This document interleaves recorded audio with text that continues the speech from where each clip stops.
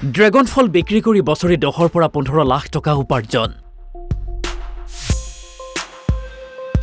7 বিঘা মাটিত ড্ৰেগন ফলৰ খেতি অসমৰ খেতিয়কৰ। অসমত উৎপাদিত ড্ৰেগন ফলেৰে বহিৰাজ্যৰ বজাৰ দখল।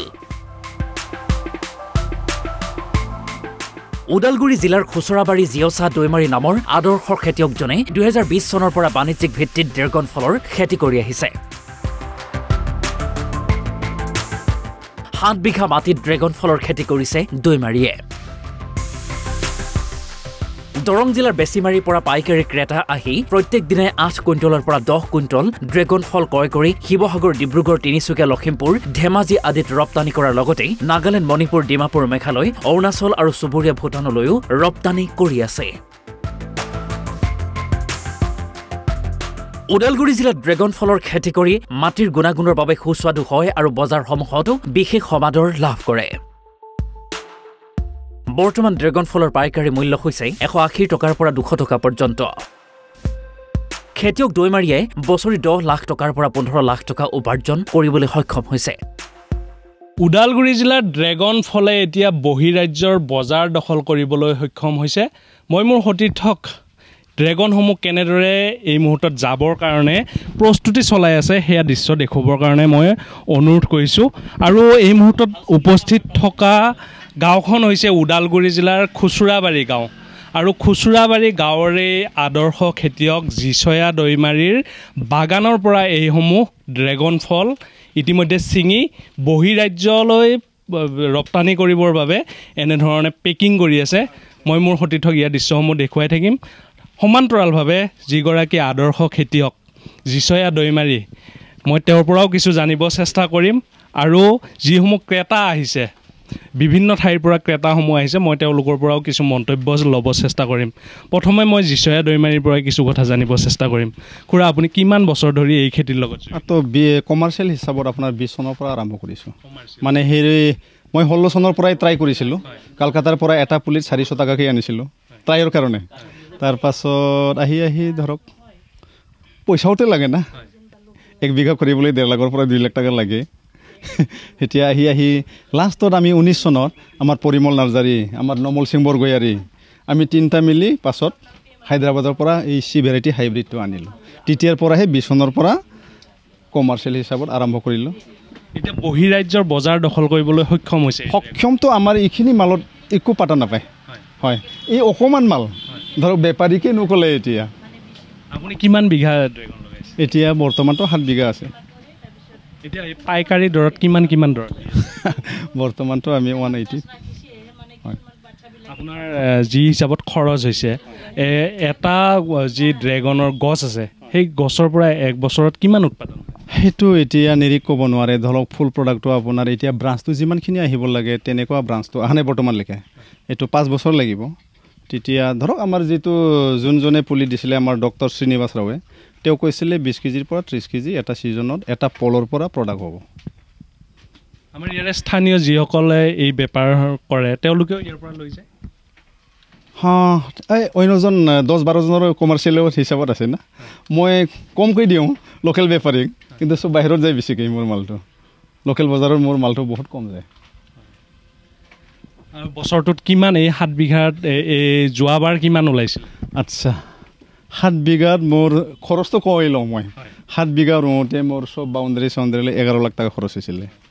সেইটো আপোনাৰ 20, 21, 22, সেই 11 লাখটো 22 চনৰ কমপ্লিট আহিল মোৰ। প্ৰথম লাভ হিচাপে যোৱা বছৰ মই 6 লাখ টকা খাব পালোঁ লাভ হিচাপে। আৰু এইবাৰ কিমান টকা আহিব একো নাজানো। এই খেতিবিধৰ বিষয়ে আপোনাৰ পৰা আজি যুৱ প্ৰজন্ম যিসকল নিবনুৱা, শিক্ষিত নিবনুৱাই যদি শিকিব বিচাৰে, আপুনি আগ্ৰহী নে তেওঁলোকে? সেইটো মই যিমানখিনি জানো, কিন্তু কাৰণ মই এতিয়াও ড্ৰাগনৰ বিষয়ে অকল 30%, 20%হে জানিছোঁ।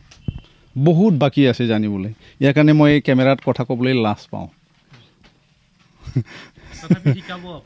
যিমানখিনি মই জানো শিকাম, কিন্তু মোৰ এতিয়াহে 30%, 70% বাকী আছে শিকিবলৈ।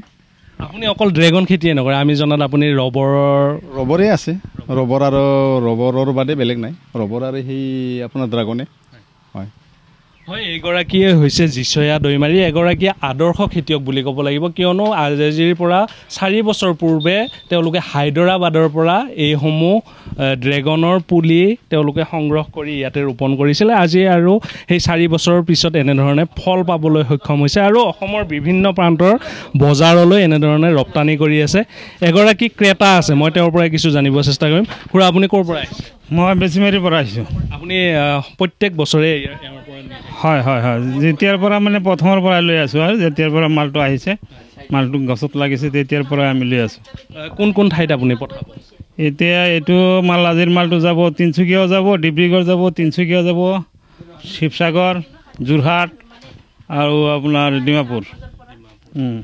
বহিৰাজ্য আৰু কোন কোন আৰু বেলেগ বেলেগ ঠাইত বেলেগ বেলেগ বেপাৰী আছে। তাতেও আপোনাৰ হেৰি হাৰমুৰী ছাইড, লখিমপুৰ, অৰুণাচল, ধেমাজি এইবোৰতো পঠায়। সেইফালে আপোনাৰ মেঘালয়তো যায়। আজি আপুনি কিমান কুইণ্টল নিব? আজি ইয়াৰ পৰা ধৰক না 8 কুইণ্টেলমান হ'ব পাৰে। আৰু এটা খেতিৰ পৰা আনিছোঁ অলপ, আৰু এটা খেতিত যাম, অলপ দেৰি হ'ব, তাতো 7-8 কুইণ্টেল আছে। এইটো আপোনাৰ কিমান দৰত আপোনালোকে ইয়াৰ পৰা লাভ কেনেধৰণৰ?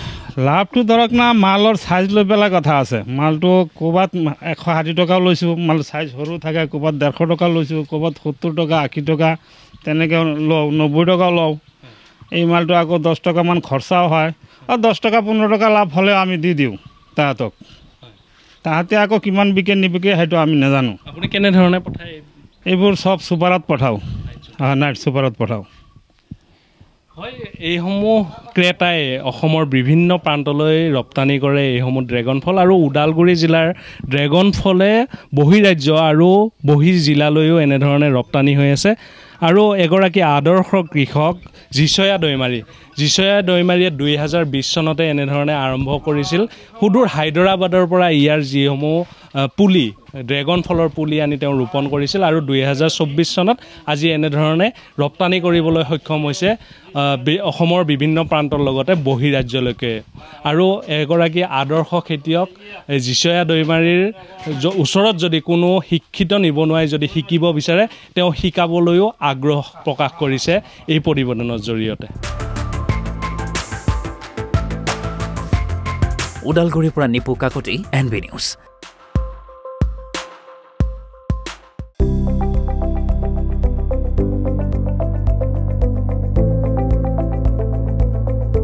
NB নিউজ, সহজ সৰল ভাষাত নৱভাৰতৰ কথা।